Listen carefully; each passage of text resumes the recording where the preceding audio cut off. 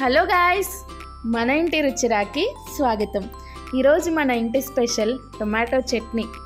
ఇది అన్నంలోకైనా, దోశలోకైనా, ఇడ్లీలోకైనా వేసుకొని తింటే ఉంటుంది.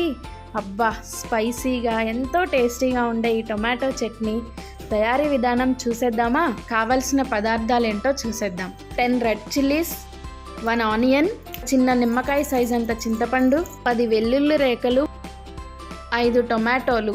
ఇప్పుడు తయారీ విధానం చూసేద్దాం. ముందుగా ఒక కడాయిలో 2 టేబుల్ స్పూన్స్ ఆయిల్ వేసుకుని వీడియోలో చూపిస్తున్న విధంగా రెడ్ చిల్లీస్ని మధ్యకు విరుచుకొని ఫ్రై చేసుకోవాలి.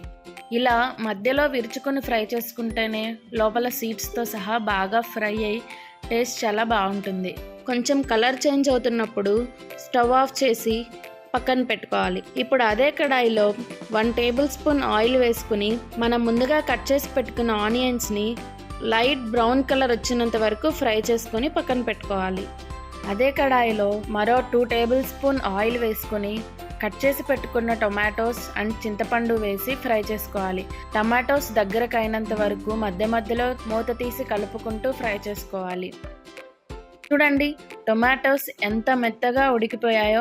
ఈ కన్సిస్టెన్సీ ఉన్నప్పుడు స్టవ్ ఆఫ్ చేసి ఈ టొమాటోస్ చల్లగైనంత వరకు పక్కన పెట్టుకుందాం. ఇలా ఫ్రై చేసి పెట్టుకున్న రెడ్ చిల్లీస్ చల్లగా అయిపోయాయి. ఇప్పుడు వీటిని మిక్సీ జార్లో వేసి 2 టేబుల్ స్పూన్స్ జీలకర్ర, వెల్లుల్లి రెమ్మలు వేసి రుచికి సరిపడా ఉప్పు, వీటన్నిటిని బరగ్గా మిక్సీ పట్టుకోవాలి. ఫ్రై చేసి పెట్టుకున్న టొమాటోస్ని కూడా వేసి మిక్సీ పట్టుకొని ఒక బౌల్లోకి ట్రాన్స్ఫర్ చేసుకోవాలి. ముందుగా ఫ్రై చేసి పెట్టుకున్న ఆనియన్స్ యాడ్ చేసుకొని బాగా కలుపుకోవాలి.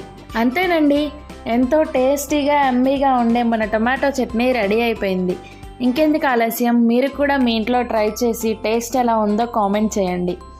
ఈ వీడియో కనుక మీకు నచ్చినట్లయితే లైక్ చేయండి, షేర్ చేయండి, సబ్స్క్రైబ్ చేయండి. Thanks for watching.